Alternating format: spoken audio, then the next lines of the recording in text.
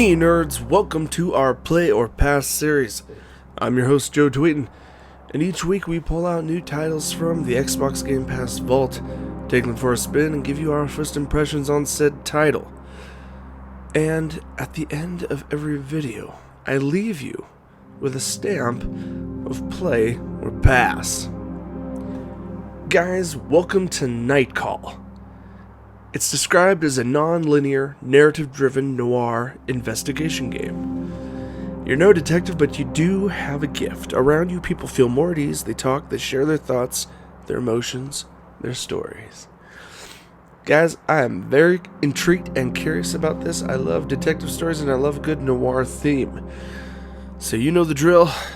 Let's get to it. Alright, new game. Free roaming? What is that? Passidex option. Let's try the new game. Let's jump in.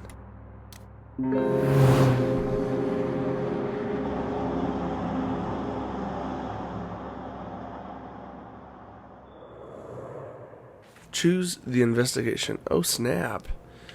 The judge. Victims have all something in common and the motives seem clear, but which suspect could have done it? Balanced case, perfect for a first run. The Angel of Death. Random victims, unknown motive, weird case, slightly more difficult than the others. The Sandman. The victims may feel random at first, but there's a connection. Yet the motives might be hard to find. Dark and twisted case. Surprise investigation. The game will randomly pick an unsolved investigation. Random investigation all. Okay. So, the game will randomly pick no matter if solved or unsolved. So we got 3, and it's kind of a bit of a easy, medium, hard mode, it looks like. Let's jump into the first one. The Judge. Choose the... Oh, no, here's the difficulty. Story. Money will be easy to get by. The investigation will be easier. Every action will take less time for a chiller experience. Balance. The way Night Call was designed... And hard. Money will be tighter. The investigation will be harder to solve. Every action will cost more time for a more challenging experience. Let's go for balance. I'm curious. Play it the way it was meant.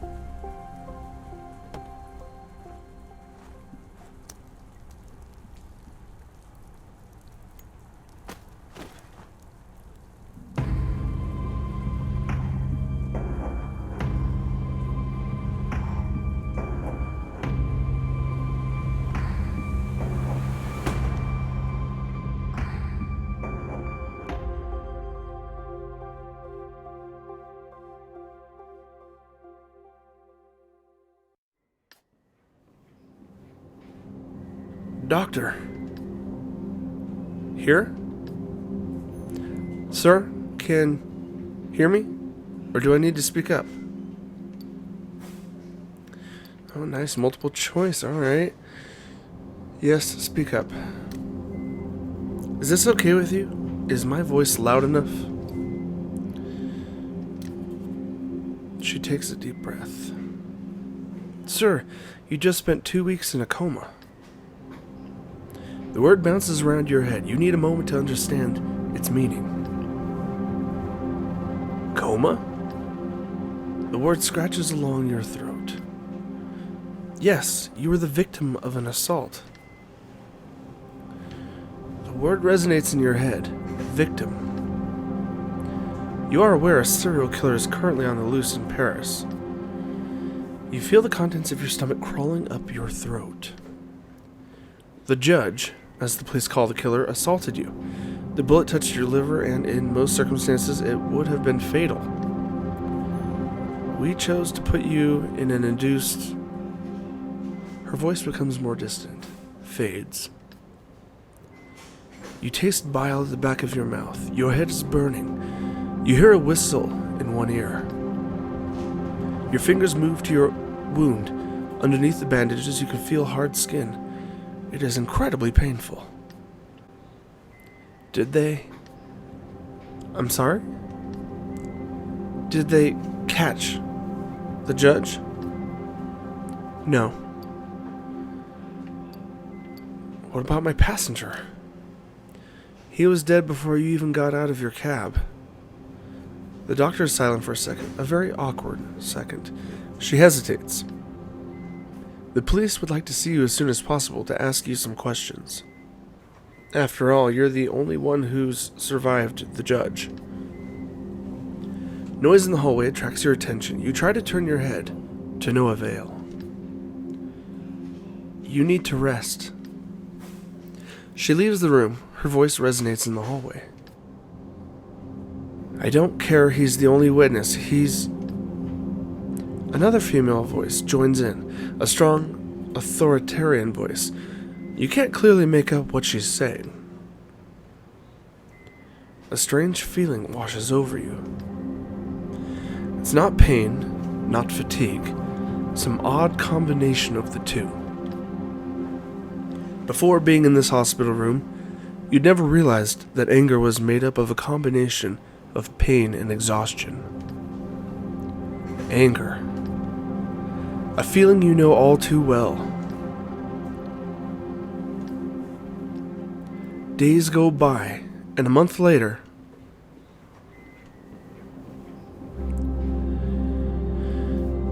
Ooh, night one. Here we go. Alright, guys.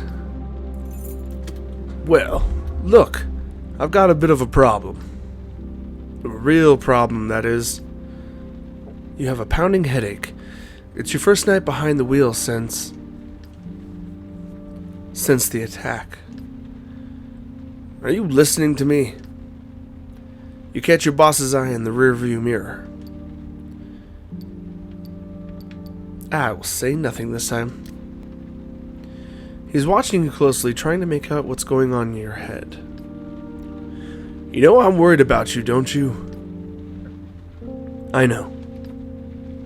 You're like a son to me, you know. I know. And you know he's about to tell you the story of his taxi fleet. Again. When my father died and left me the store, I could have sold it. I could have retired, gone back to the old country. I'll let him finish. But I decided to start a cab fleet with the money he left me to hire the guys from the neighborhood. And that's why I've got 45 guys like you working for me. His hands flutter in the air. Though none of them are any match for you. He smiles. His voice suddenly takes on a serious note. Do you want me to go over everything again? He points to the equipment on the dashboard, the meter, the GPS. You haven't been in a taxi for weeks. Maybe you do need a little refresher. Yeah, good idea. Right then, well, first the map. You spot potential customers and try to guess where they'll be going. Then you decide. When a customer orders a taxi, if there's no one else around, you have to go pick them up. He shrugs. That's the way it goes. It's business. No problem. The other fares, you look at the map and decide whether or not you want to take them. And then, you drive. He flashes a quick mechanical smile. You know it well. When he talks about work, he talks about work. That's all. When your shift is over, we do the numbers and...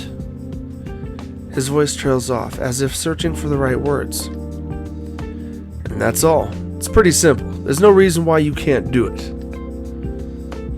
Oh, right. No overtime. We're in France here, and there are rules, regulations. You might not see it that way, but no one likes having a driver who hasn't slept for 24 hours. He looks away. Something's been bothering him since he got into the cab. Anyhow, you know the ropes, you get it. I know you're going to do a good job. What's the matter? Your boss keeps quiet for a while, as if he's hesitant to speak, and then, I don't think it's a good idea. You shouldn't be driving. The murderer is still out there, and we think he's going to come back for you. We? Your colleagues. I do too. Anyway, I'll let you get back to work. Every minute spent in your taxi is a minute lost. He gives you a smile, half ironic, half serious. You can count on me. He scratches at an invisible stain on the armrest. Yeah, I know. That's the problem. He smiles.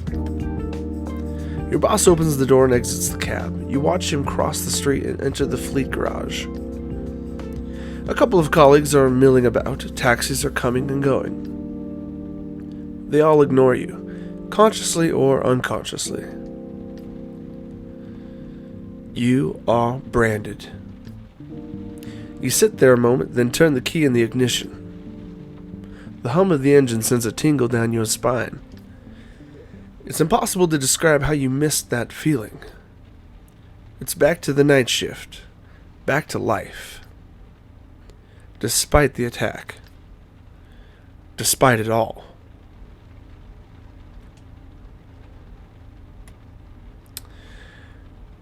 Alright guys, a lot of narration. Hope you don't mind my narration. We're now in the thick of it. We've got a bunch of random faces, things that are close by. And we can move around the map, that's cool. Alright, we got one way over there. I'm right here. I guess the logical one would be to hit the close ones first. So, let's check this one.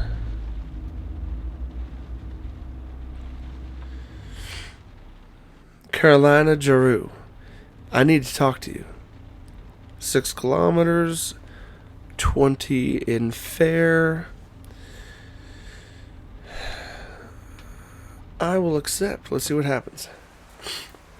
The scent of orange blossom fills the air as your passenger enters the cab. You smile. She returns your smile. Good evening. There's a raw emotional warmth to her voice. You sense your passenger wants to talk about the killer. It's simple. Since the first murder, everyone thinks they know something. Everyone thinks they saw something. And this passenger is no exception. It's pretty cold out tonight, isn't it? You nod. There are passengers, like this elderly woman, you immediately take to liking to. I can almost feel the cold air setting in around the corners of my mouth. It's a funny feeling, but one that a nice cup of hot tea can quickly dispel. A smile plays across her lips. Or a cup of hot chocolate, of course. On nights like this, I can't go out on my own anymore. And yet I have to. She glances over at you. Why do you have to go out? Let's just say I needed to talk to you. I hope you won't get me wrong, but just drive around the block, if you will. I know who you are and what you're doing. She's quiet for a minute, either searching for the right words or simply trying to reassure you. I admire what you're doing. The city really needs your help. So does the world. Don't take it the wrong way, but I know you're looking for the killer. I know what he did to you. I know why you're after him. She gives you a warm smile. I'd like to make you an offer. You can either take it or leave it, but I'd like everything I tell you to remain a secret, no matter what happens afterwards. What do you say? I'm listening. You see, when my husband died, he left me a building. I converted it, made repairs and renovations. But above all, I gave it a goal, a role, a reason to exist. This hotel. I suppose I could call it a shelter, but that would scare away people who need it. Some say it is a retreat, but some think the word has unpleasant connotations. I keep calling it a hotel because my guests need to realize they are only passing through.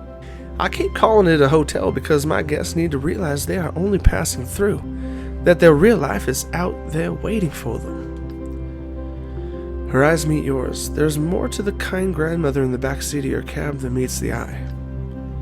A hint of greatness. Are you following me? Yes, I believe so. Good. Well, anyhow, the hotel is reserved for men, women, and couples, for anyone who needs it, really. I use the word reserved, but there aren't any eligibility conditions. None other than my own, that is. We live in a wonderful country, but sometimes it fails to recall its fundamental values. Liberty, fraternity. In my hotel, I take in people who've been chased from their homes for every imaginable reason. Right now, I have a couple of women who are the victims of domestic abuse. A young woman thrown out of her home because she didn't want to have an abortion. 2 couples who were thrown out by homophobic parents. She knits her brow in consternation. Does that give you a better idea?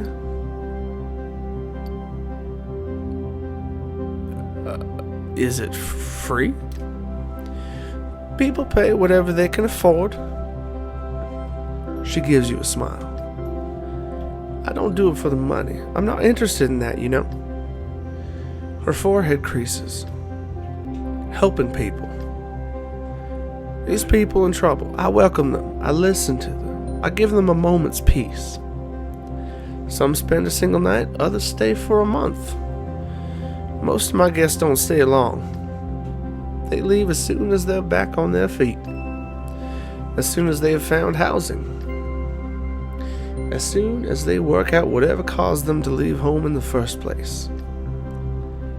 You smile. There's always room, actually. I've never been full, and that's what I've come to see you about. You and I, we're on the same wavelength. We're working for the common good. Her forehead creases again, like a crumpled sheet. I may be wrong, of course. Am I?